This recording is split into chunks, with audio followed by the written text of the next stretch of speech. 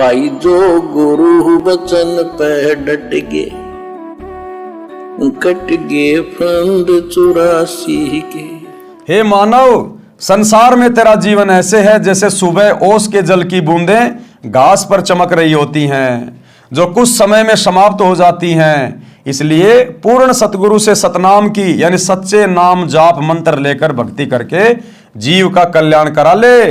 सच्चे शास्त्र अनुकूल भक्ति मंत्र के अतिरिक्त सब शास्त्र विरुद्ध साधना तो दलदल की गारा के समान है, निकालने की बजाय दुगना फंसाती है। वह साधना परमेश्वर कबीर जी के पास थी तथा कुछ संतों को भी परमेश्वर कबीर जी ने बताई थी, परंतु उनको अन्य को बताने को मना किया था। वर्तमान में सन 1997 से मुझ दास रामपाल दास के पास है। मेरे अतिरिक्त वर्तमान में किसी भी संत व गुरु के पास शास्त्र प्रमाणित भक्ति मंत्र नहीं है। यह दावा वर्तमान में सतगुरु रामपाल जी के अलावा कोई भी आचार्य शंकराचार्य नहीं कर सकता कि पूरे विश्व में मेरे अलावा और किसी के पास में शास्त्र अनुकूल मोक्ष प्राप्त करवाने वाली साधना नहीं है। कोई भी आचार्य शंकराचार्य दावा नहीं कर सकता। ये क्या दावा करेंगे? देश में 4 शंकराचार्य एक एक वेद को लेके बैठे, इनको तो वेदों का ज्ञान भी पूर्ण नहीं है। एक एक वेद को लेके बैठे, एक एक वेद को। और कभी इनके यूट्यूब पे इनके वीडियो देखना, गाय के पीछे पड़े हुए, गाय के पीछे, गाय को माता बना दो, गाय को माता बना दो। अरे गाय माता बन गई तो तेरा क्या भला हो जाएगा? और क्या माता बनने से उस गाय का भला हो जाएगा? उस गाय को क्या पता तू माता बन गई, तू देश का राष्ट्रीय पशु बन गई, उस गाय को क्या पता? वो तो पशु योनि है, जैसे सुअर वैसे गाय। और गाय को माता बना दो, गाय को माता बना दो, यह है शंकराचार्यों का ज्ञान है। अरे कोई मनुष्य को शिक्षा दे, मनुष्य जन्म का उद्धार कैसे हो? नहीं तो ये शंकराचार्य और उनके फॉलोअर अगले जन्म में गाय बन के घूमेंगे, बैल बन के घूमेंगे। ये हाल है भाई और बहनों इन संतों का। इसलिए सतगुरु रामपाल जी के अलावा पूरे विश्व में वर्तमान में यह शास्त्र अनुकूल साधना और किसी के पास नहीं है। आओ दीक्षा लो और अपना तथा अपने परिवार का जीवन सफल बनाओ। यदि आप जी ने मेरे यानी रामपाल दास के अतिरिक्त किसी अन्य पंथ के संत या गुरु से दीक्षा ले ली तो वही बात होगी कि आसमान से गिरे और खजूर में अटके। अब ये सत्संग सुन के, ये ज्ञान सुनकर, ये पुस्तकें पढ़कर यदि आपने कहीं और से दीक्षा ले ली, किसी और नकली काल के दूत के जाके फंस गए तो आसमान से गिरे और खजूर में अटके, वहीं की वहीं रह जाओगे, वहीं की वहीं।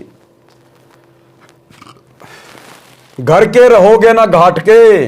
मैं लेखक पहले गांव गांव में सत्संग करता था, यानी सन 1994 से सन 1993 से सतगुरु रामपाल जी जब तक ये करोथा का आश्रम नहीं बना था 1999 में, तब तक गांव गांव जाकर आदरणीय गरीबदास जी के ग्रंथ साहिब का पाठ करते थे और 3 दिन का सत्संग किया करते थे।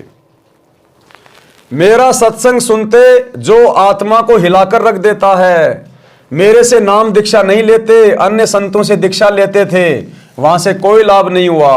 कई वर्ष भटककर मेरे से दीक्षा ली तो सुखी हुए। बता रहे हैं परमात्मा पहले ही कि जब शुरुआत में मैं सत्संग करता था तो सत्संग तो मेरा सुन लेते थे और दीक्षा किसी आड़ोसी पाड़ोसी के कहने से राधा स्वामी में ले ली, जय गुरुदेव में ले ली, निरंकारी में ले ली। और 10-5 साल वहां भटकने के बाद जब उनकी दुर्गति होती है ढंग से, तब आते वापस रो पीट के कि महाराज जी गलती हो गई। फिर महाराज जी से दीक्षा लेते और कुछ ही समय में परमात्मा घर में वो सुख दे देते जो वहां 10-10 साल से धक्के खाने के बाद भी उनको देखने को भी नहीं मिलते थे। उपरोक्त सत्संग वचनों से निष्कर्ष निकलता है कि यदि सत्संग के विचार सुनने को मिल जाए तो घर स्वर्ग बन जाता है, उसके बिना नरक सा जीवन जीना पड़ता है। इस प्रकार विश्व उद्धार संभव है। सब प्यार प्रेम से जीवन यापन करके मोक्ष प्राप्त कर सकते हैं, ये अति अनिवार्य है। यानी भक्ति करना इस मनुष्य जीवन के लिए अति अनिवार्य है। इस मनुष्य जीवन का दूसरा कोई कर्म नहीं है। बाकी आपके प्रारब्ध में पहले से लिखा हुआ है, कब आपकी शादी होगी, कब आपका बेटा होगा, कब आपकी मौत होगी, कब आपके माँ बाप मरेंगे, क्या आप काम धंधा करेंगे, सब कुछ आपके भाग्य में पहले से फिक्स होता है। इसलिए सच्चे सतगुरु की शरण में आकर शत भक्ति करके अपने जीव का कल्याण करवाना, 84 लाख योनियों और नरक से छुटकारा प्राप्त करना, एकमात्र यही मनुष्य जन्म प्राप्त करने का मुख्य मकसद होता है। और यह मकसद केवल यहां से सफल होगा, दूसरा चाहे ब्रह्मा विष्णु महेश की गोद में जाके बैठ जाना, कुछ नहीं मिलेगा। भाई जो गुरु बचन पे डट गे, कट गे फंद 84 के, कट गे फंद 84 के, कट गे फंद 84 के।